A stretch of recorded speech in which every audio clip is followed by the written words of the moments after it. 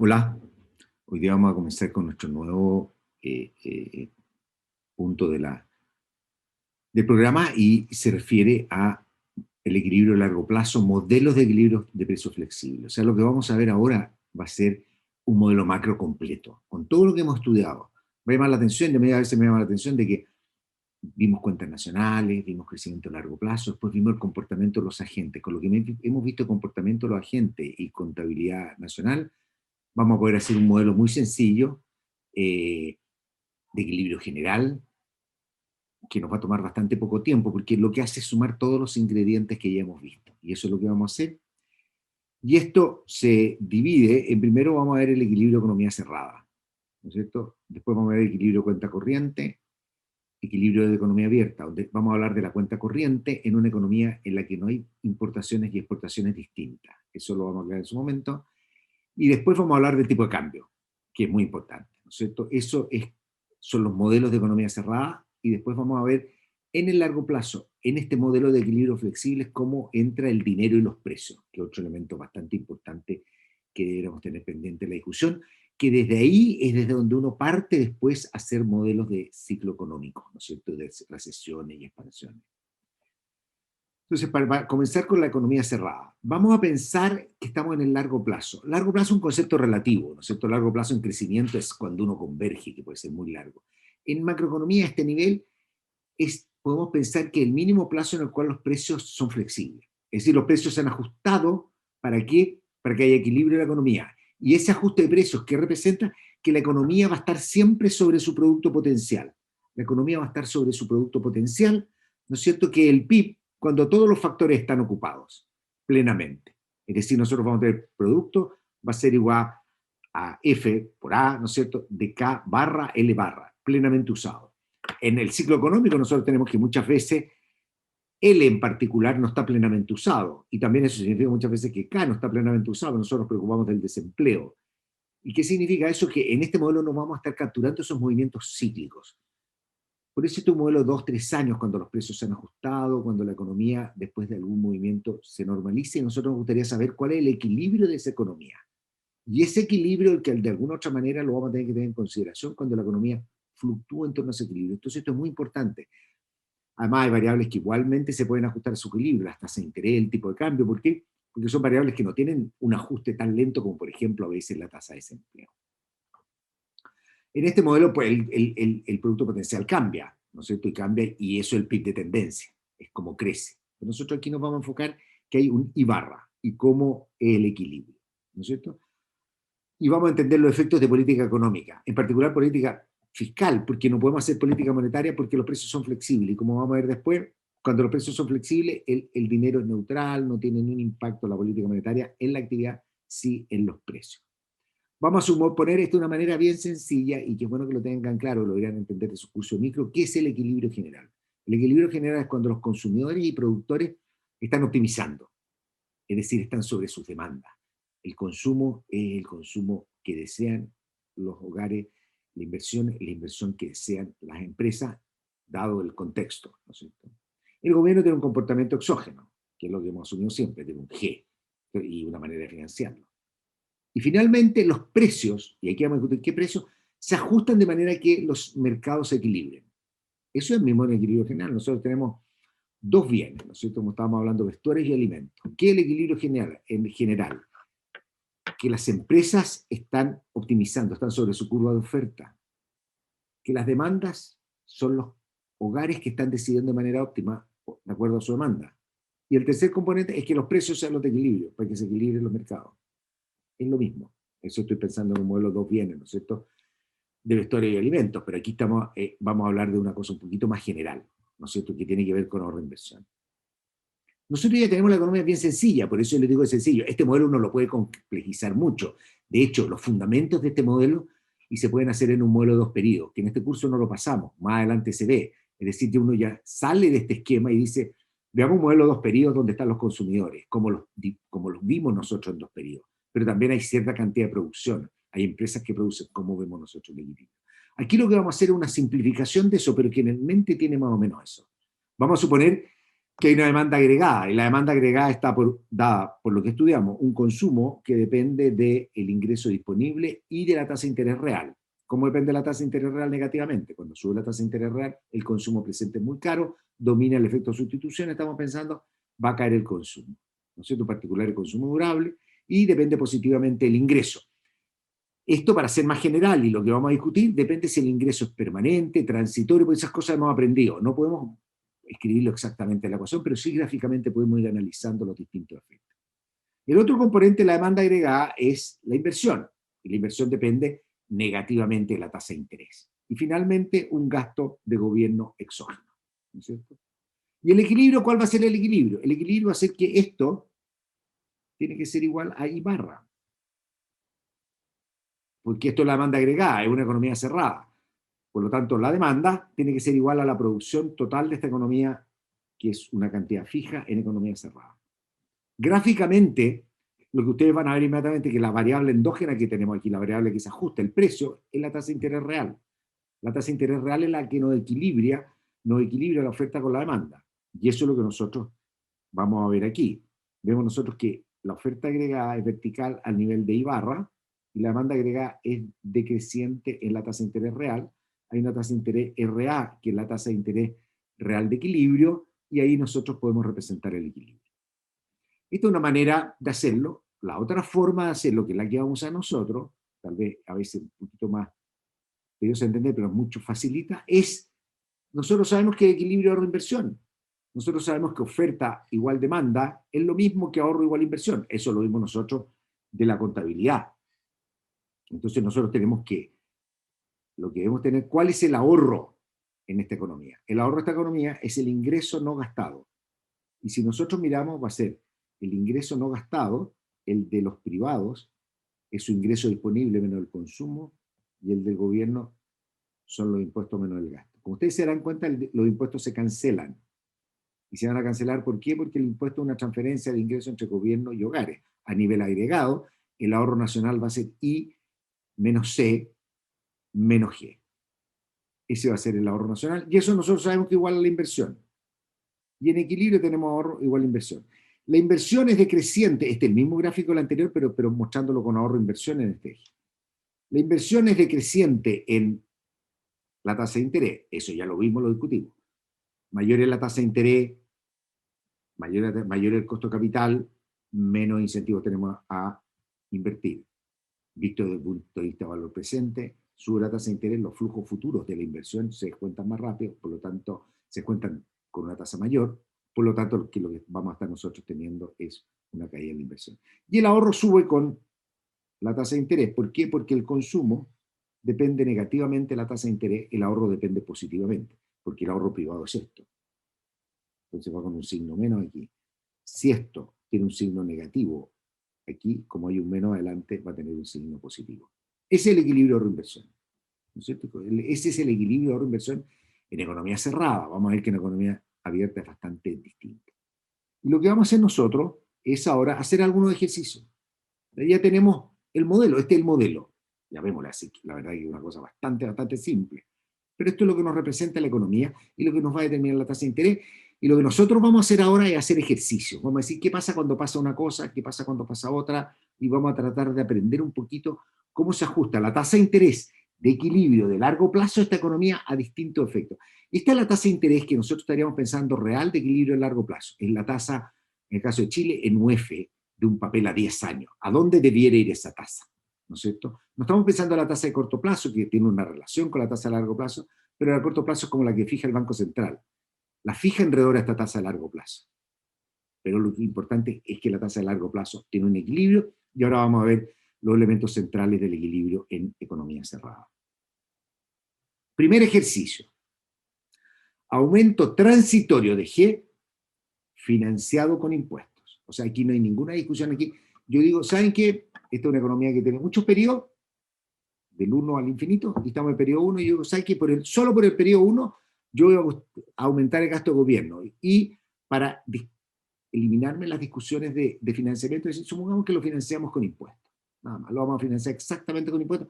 Es un ejercicio bastante sencillo, ¿no es cierto? Después vamos a ver qué pasa si no está financiado, depende cómo se financia.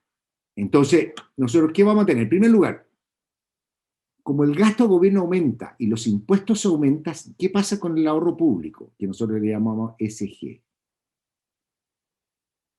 Se mantiene. Delta SG igual a cero. El gasto del gobierno no cambia. ¿Por qué? Porque si tenía un déficit o un superávit, subió los impuestos lo mismo que el gasto, por lo tanto, se cumple esto que está aquí, que no hay cambio en el gasto del gobierno. Vamos a ver qué pasa con el ahorro privado. ¿Qué pasa con los hogares? Le sube el ingreso, le sube el impuesto, le sube transitoriamente. ¿Qué es lo que tiene la gente? Decir, ups, ¿qué es lo que voy a tener que hacer? Me subieron los impuestos, pero por poco. Entonces dice, no me voy a comer en menos consumo toda la alza de impuestos, lo voy a suavizar intertemporalmente. Por lo tanto, va a caer el consumo, pero va a caer mucho menos que el ingreso. Recuerden, la propensión a consumir el ingreso transitorio es mucho menor. Entonces, ¿qué va a pasar con el ahorro privado? El ahorro privado va a caer. ¿Por qué cae el ahorro privado? Porque el ingreso de los hogares cae más que el consumo de los hogares. Entonces, lo que nosotros vamos a tener es un movimiento, una disminución del ahorro. A la tasa de interés original, que es lo que vamos a tener nosotros, veámoslo aquí, a la tasa de interés original, está aquí, disminuye el ahorro. Nos vamos con esta curva de S1 a S2. En el punto original, si no cambia la tasa de interés, vamos a tener más ahorro que inversión. Perdón, más inversión que ahorro, porque estamos sobre S2. Este es el ahorro, esta es la inversión. ¿No es cierto? Y este es el equilibrio. Hay un exceso de demanda de inversión, por lo tanto van a competir por los recursos, van a subir la tasa de interés, y esa alza de la tasa de interés va a hacer subir el ahorro hasta quedar en un equilibrio así. Por lo tanto, cuando hay un aumento transitorio de gasto del gobierno financiado con impuestos, la tasa de interés sube y el ahorro y la inversión bajan. Ahora, es interesante ver esto y preguntarse, ¿cómo es el ajuste total? Recuerden que el producto permanece constante en pleno empleo. Entonces, aquí vamos a sacar la siguiente conclusión. Por lo tanto, el gasto de gobierno aumentó, la inversión disminuyó y el ahorro también disminuyó. O sea, la caída del consumo no es tan severa como la de ingreso porque el ahorro cayó. Pero vamos a tener que, si nosotros como esto es constante, como esto de aquí es constante, la suma de los cambios porcentuales de los tres es igual a cero. Es decir, lo que aumenta G, que delta G es positivo, pero la suma de estos dos tienen que disminuir lo mismo. Dicho de otra forma bien sencilla, el gobierno decide aumentar en 10% el PIB el gasto, el producto queda igual.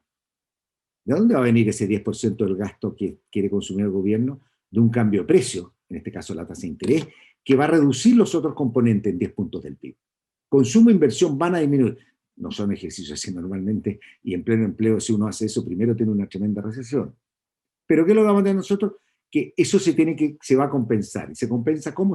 Con el precio de la tasa de interés. Y a eso se le llama crowding out. Se llama crowding out.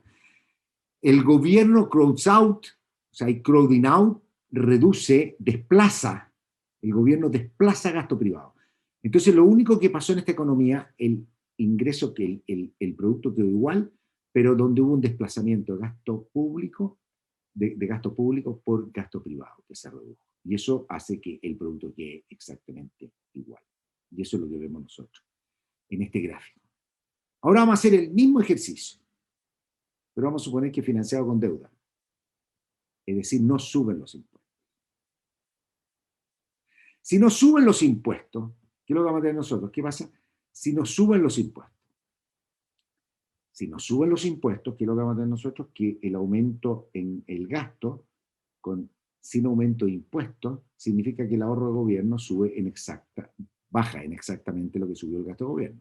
Es decir, el gobierno dice voy a aumentar el gasto de gobierno en 5 puntos del PIB. ¿Qué pasa con los impuestos? Nada, porque lo está financiando con deuda, se está endeudando, con lo que vimos en la clase pasada. ¿Qué pasa con el ahorro del gobierno? Cae en los mismos puntos del PIB que sube el gasto, creo que había dicho 5. Va a caer exactamente eso. O sea, el ahorro del gobierno cae. Vamos a ver qué pasa ahora con el ahorro privado. El ingreso disponible de los hogares no cambia, ¿no es cierto? No cambia. Por lo tanto, uno diría, siguen consumiendo lo mismo.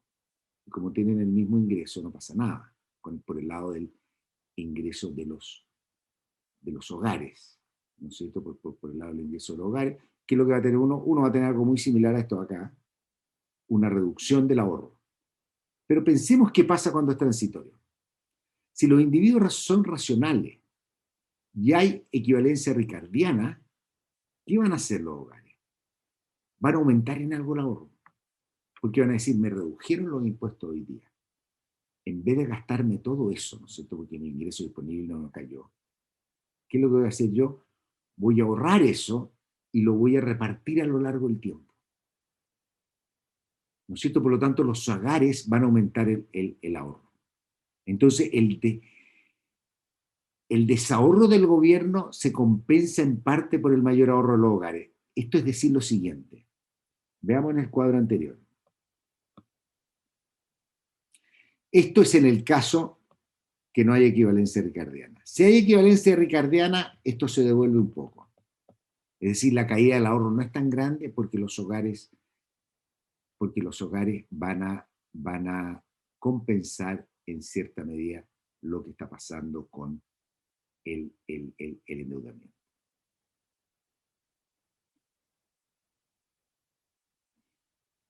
La dinámica es similar al caso anterior.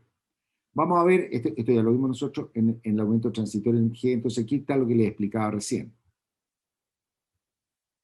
Sin equivalencia ricardiana, los hogares no anticipan los cambios en su riqueza, les da lo mismo, no modifican el gasto. Sin embargo, con algo de equivalencia ricardiana va a haber algún impacto de la gente que va a ahorrar. Si a ustedes les dicen, y están, aunque estén restringidos, si a ustedes y están consumiendo lo que quieren, más o menos, o sea, no es que estén restringidos, están bien, digamos, de restricción de liquidez, y a usted le dicen, le voy a bajar los impuestos este año, y va a pagar la mitad de los impuestos, o no va a pagar ningún impuesto de lo que pagaba el año pasado, no sé si me lo van a subir mañana. Entonces tal vez mantenga mi nivel y voy a subir un poco el ahorro, ¿no es cierto? Entonces la tasa de interés, cuando no hay equilibrio, cuando no hay, en este caso, el aumento de la tasa de interés, cuando no hay equivalencia ricardiana, es parecida a la que hay aquí, el aumento es mayor.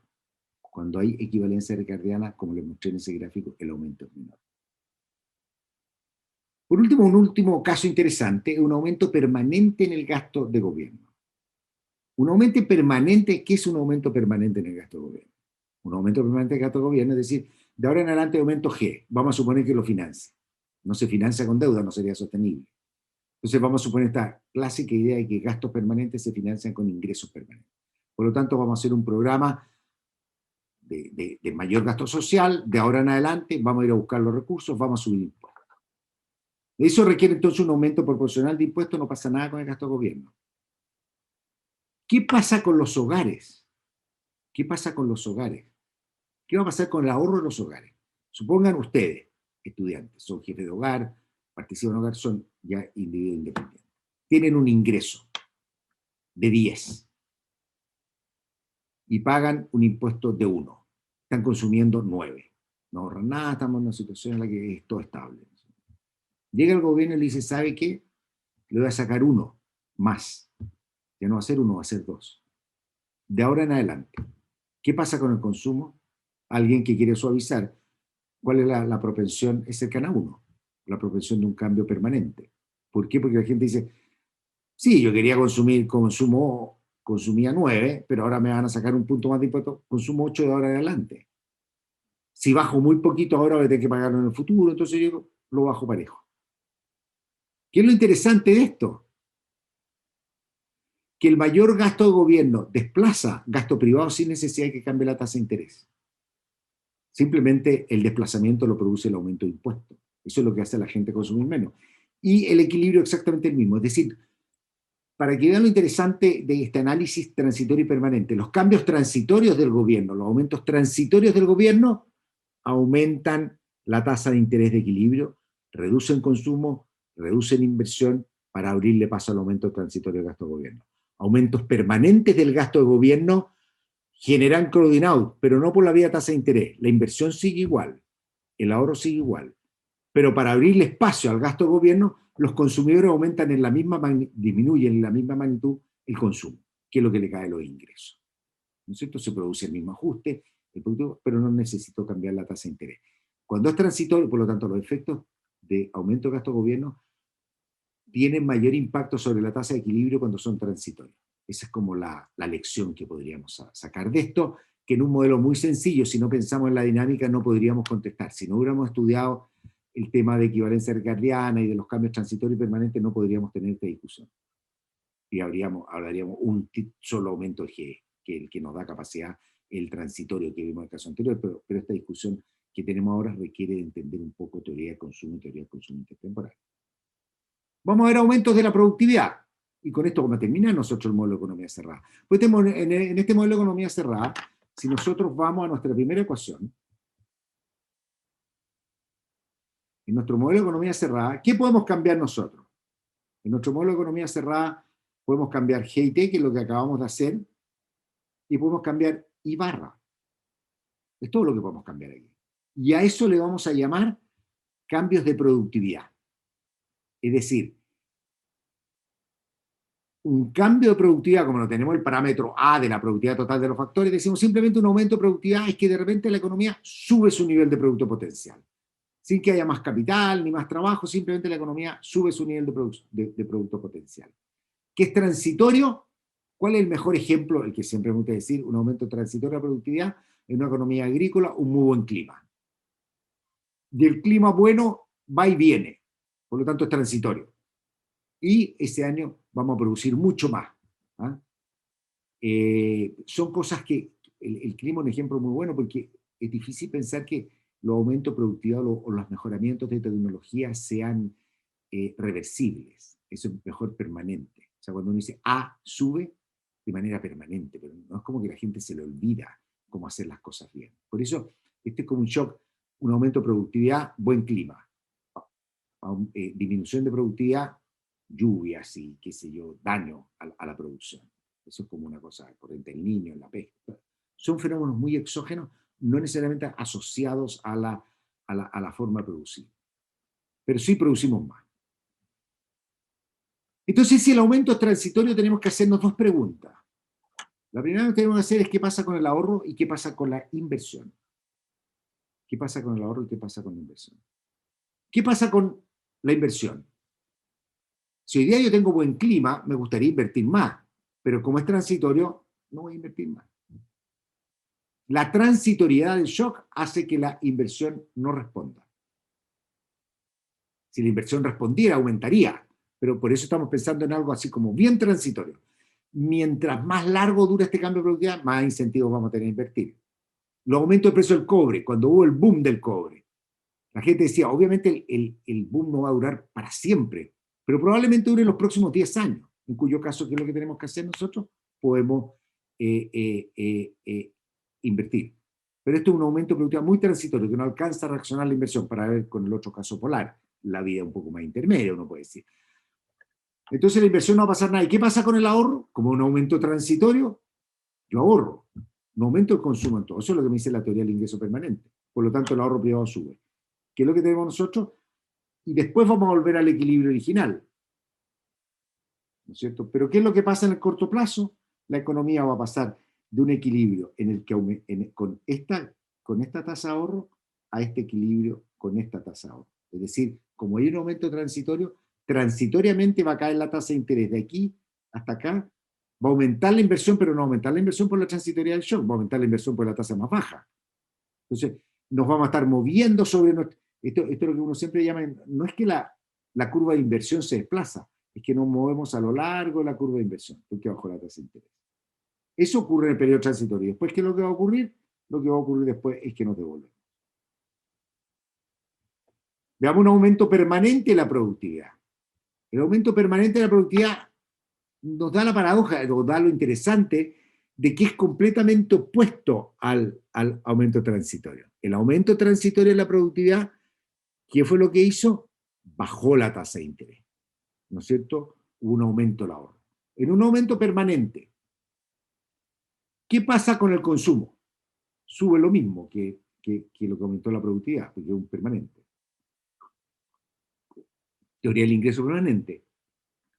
La propensión a consumir del ingreso permanente es cercana a 1. Por otro lado, el aumento de la productividad permanente, ¿qué va a hacer si nosotros aprendemos a producir mejor cobre, si nosotros aprendemos a producir mejor manufactura, si nosotros mejor agricultura? ¿Qué es lo que vamos a hacer nosotros? Como hay más productividad, lo vimos nosotros en nuestra teoría de la inversión, vamos a querer tener un capital deseado mayor, vamos a invertir. ¿Qué es lo que pasa?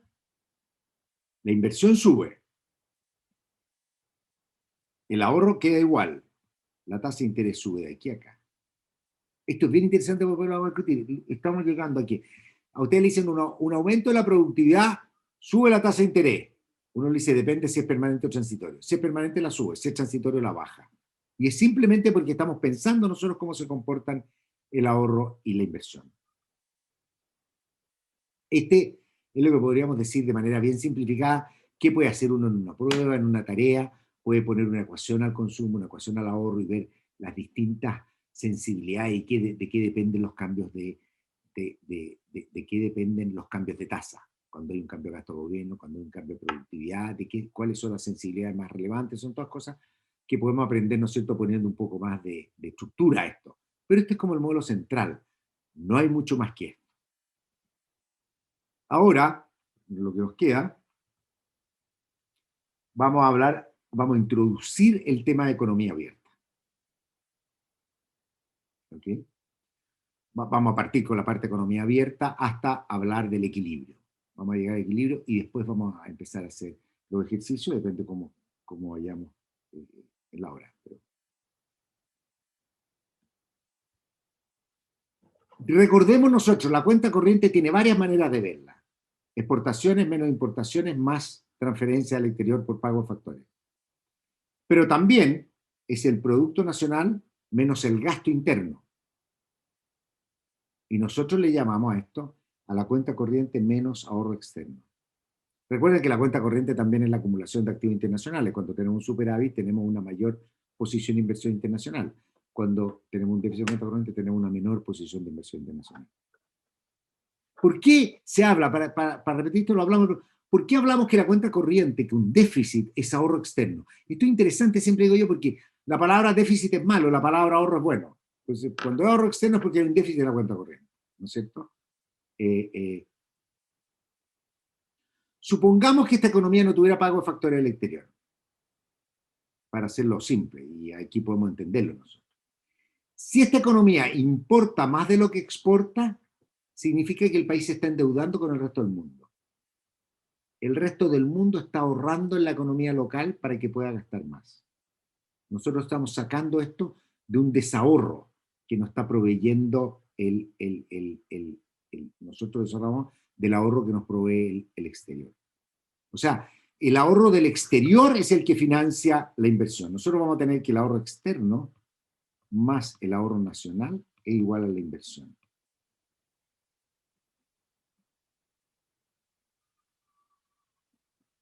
Ahora,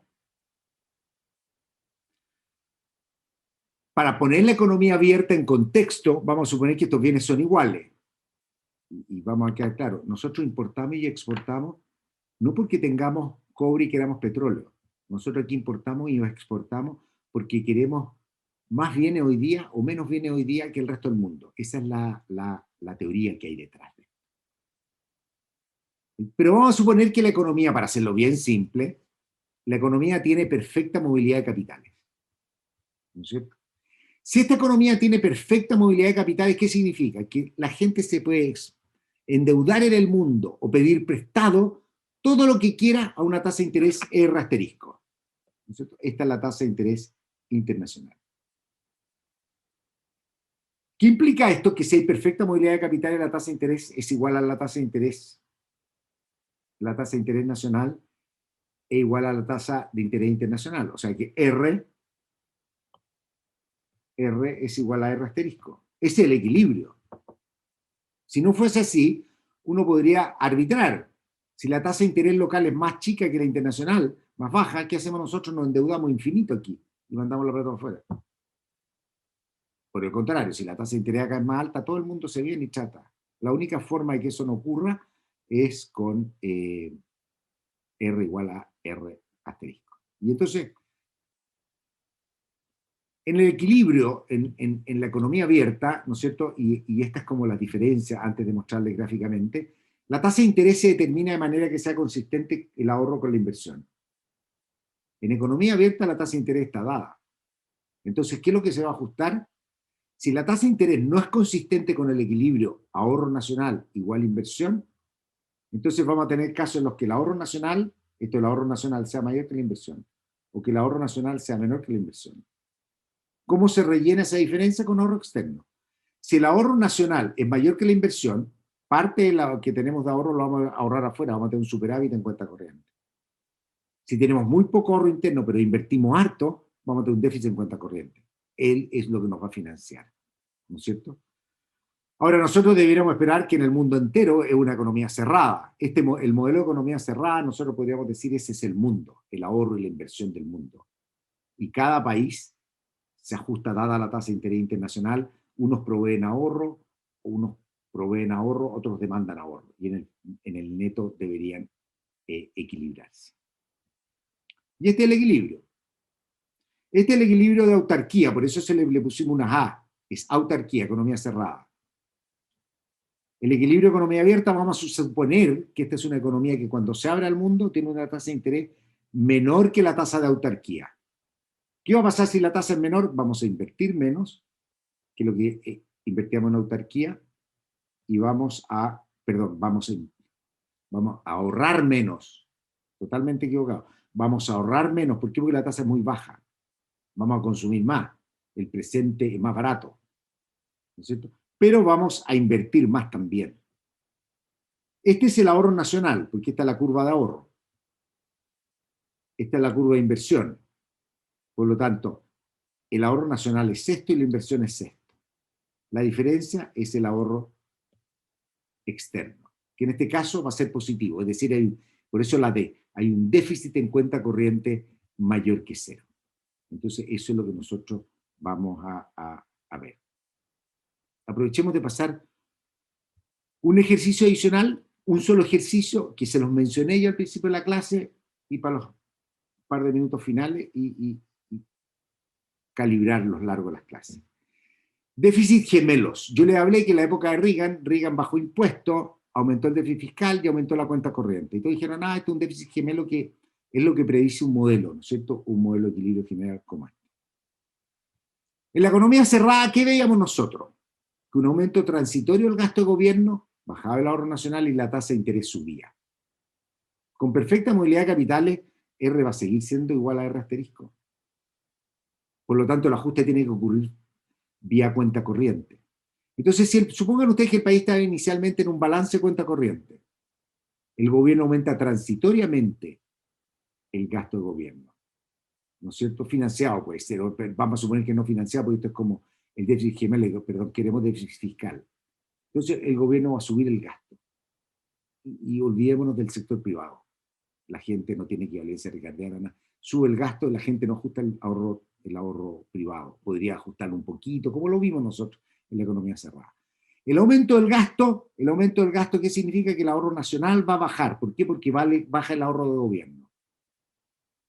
Entonces el país está originalmente en una situación de equilibrio.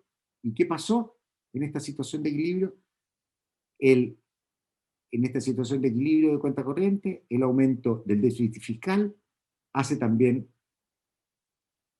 aumentar o generarse un déficit en cuenta corriente. ¿No es cierto? Y el déficit en cuenta corriente nosotros sabemos que es el menor o externo. Y ahí nosotros tenemos, lo que estamos teniendo nosotros mirando este gráfico, nosotros tenemos que, olvídese, incluso con la tasa de interés constante, la inversión no cambia, y supongamos que el ahorro privado no cambia. Entonces aumenta el déficit fiscal, es decir, esto cae, esto se hace más negativo, tenemos un déficit en cuenta corriente, y esos son los déficits gemelos que se encuentran graficados aquí. Lo único que nosotros vamos a tener, un retroceso en el ahorro por la caída del ahorro del gobierno. De hecho, cuando uno cae en el ahorro del gobierno, uno debería decir, lo que tenemos nosotros es una caída en el ahorro del gobierno, y esa caída en el ahorro del gobierno, esa caída del ahorro del gobierno, ¿qué haría en una economía cerrada? En una economía cerrada, la caída del ahorro del gobierno haría subir la tasa de interés aquí en autarquía, pero aquí como la tasa de interés internacional está dada, único que va a pasar es que aumenta el déficit en cuenta corriente. Teníamos este déficit originalmente y ahora vamos a terminar con este déficit. El déficit fiscal que nos hizo retroceder el ahorro nos generó también un déficit en cuenta corriente y tenemos los conocidos déficit gemelos. Vamos a quedar hasta aquí y vamos a hacer una clase algún minuto más corta, no es malo ir ajustándola. Nos vemos entonces en la próxima clase donde vamos a continuar con economía abierta.